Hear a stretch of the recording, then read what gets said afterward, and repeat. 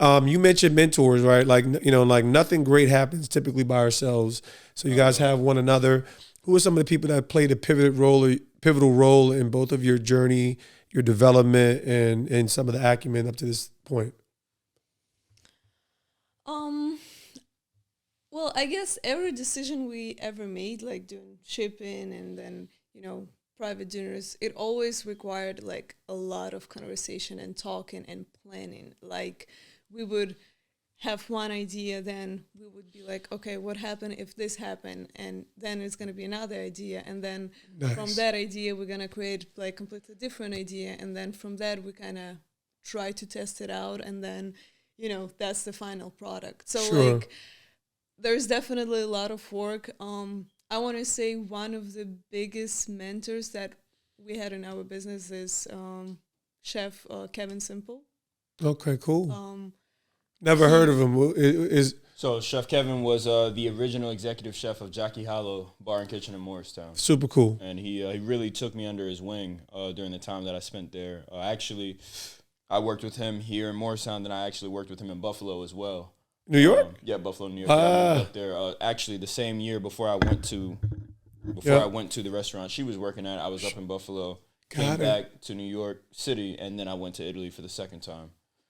Man, my dog was in Italy. But Chef Kevin, so he was my inspiration for going to Italy originally the first time. So he had went to Italy, France, and London to do his training. And when I was 17 years old, I was going to Fairleigh Dickinson University. I was majoring in marketing. I was like 8 weeks into the semester, and I said, hey, I like being at the restaurant a lot more than I like going to school. So I just stopped showing up. And during that period, this was fall of 2015. So during that period, I'm thinking to myself, well, I got to figure out how to do what Kevin did. Because he, look at where he is now, right? I'm looking at this mountain of a man, and I'm just trying to follow those footsteps. And I knew that he went to Italy, and we were doing a lot of Italian-driven food there. So I said to myself, I'm going to find a school in Italy. Man. Did some research, found something, went into work the next day, lunch service. I went up to him and I said, hey, chef, pulled out my phone. I found this school. What do you think about it? Takes the phone. He takes a look at it. He looks at me, goes into his wallet, and he pulls out his graduation photo from that same school in the year 1998. Oh, there we go, baby. And it was set from there. 6 months later, I went to Italy. I went to the Italian Culinary Institute for Foreigners, got my master's there, and then I ended up doing an internship for a Michelin-star restaurant, Ristorante La Rosa, that's in Torino. And 3 years later, that chef hired me back to work full-time, so that's why I went the second time. Wow. And from then, 2014 till now, I mean, we still talk every week. I call him anytime anything's happening. I call. He's the first person I call, and I'm like, "What do you think about this? How could I do that? What would you do in this situation?" He's the big one. That's huge for the food side of it. No, I get it. Yeah. Excellent. Well, no, I love the story because it really speaks to the power of imitation. You saw somebody do something, and you said, "Okay, I need to do what this guy does." Yeah. And I tell people, like, my talking point is always, when it comes to you either going to be with people that you're like or you aspire to be like, right? So, everyone needs, whether it's a pace setter, mentor, teacher, et cetera, that sets the pace for them and has gone to places that they aspire to be. And I think that's really what causes people to, reach their optimum level. And you guys are well on your way. Super cool. At this, in light of all these amazing ebbs and flows, what would you say has been your defining moment? Because this is just the beginning for you guys, but there has been some real cool successes. Obviously going on the show, getting the chance to reap the rewards of just these transitions and seeing the fruit of stability and still being in the race. But what would you say so far has been your defining moment for ESO? I want to say, correct me if I'm wrong, but I think signing the lease on the new location that we're going to be opening up. Let's go. Talk to me about it. So that speaks to something that happened and something that's on the way. Right. What's coming up next for ESO? So, I'll let.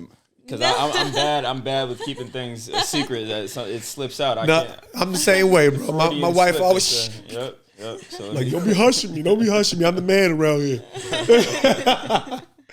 Well, we are here. I mean, we've been wanting to get to this moment all these 4 years, us working hard, working nights, putting business first, and we finally get to the point where we're like, okay, this is the moment, because we close our location in Morristown December 30th, and we announced that we will be moving to a new location, which we keep in a secret. Okay. I'm cool with the secret.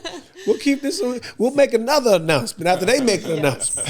Yes. And this is gonna be different concept. So we actually gonna be cooking the pasta. Wow. So I feel like the only thing that our business was missing, like AJ was saying, is, what was the word? Instant gratification. Instant gratification.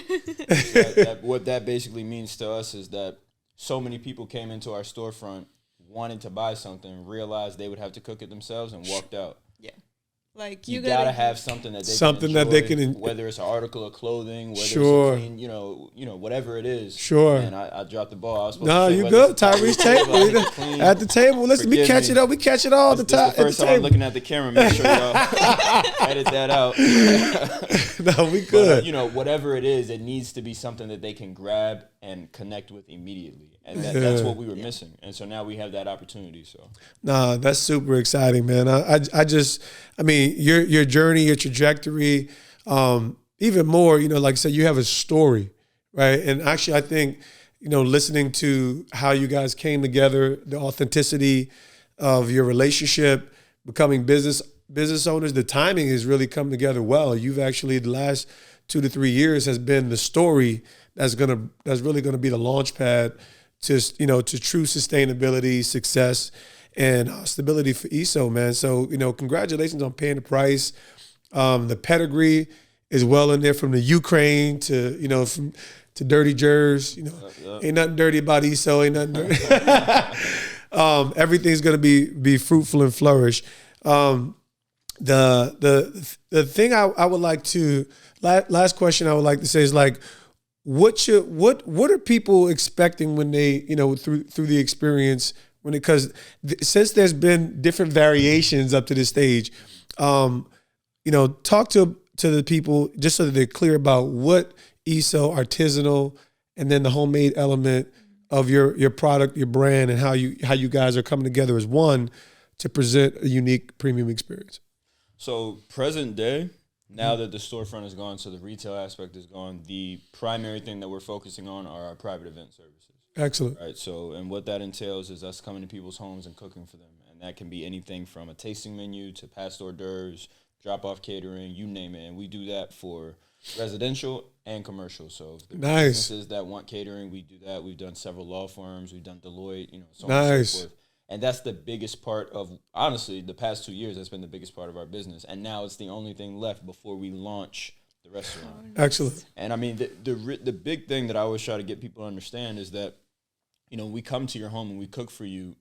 It's not just for you, it's for us too, because we love to do it. Oh, wow. Come on. To educate on the food. We love to see people try new flavors, new ingredients they never had before. We love to see a family come together or a couple enjoy Valentine's Day, whatever it may be. Sure. We get our high from that too. Excellent. So it's really just we're taking it from the inside and just pouring it out.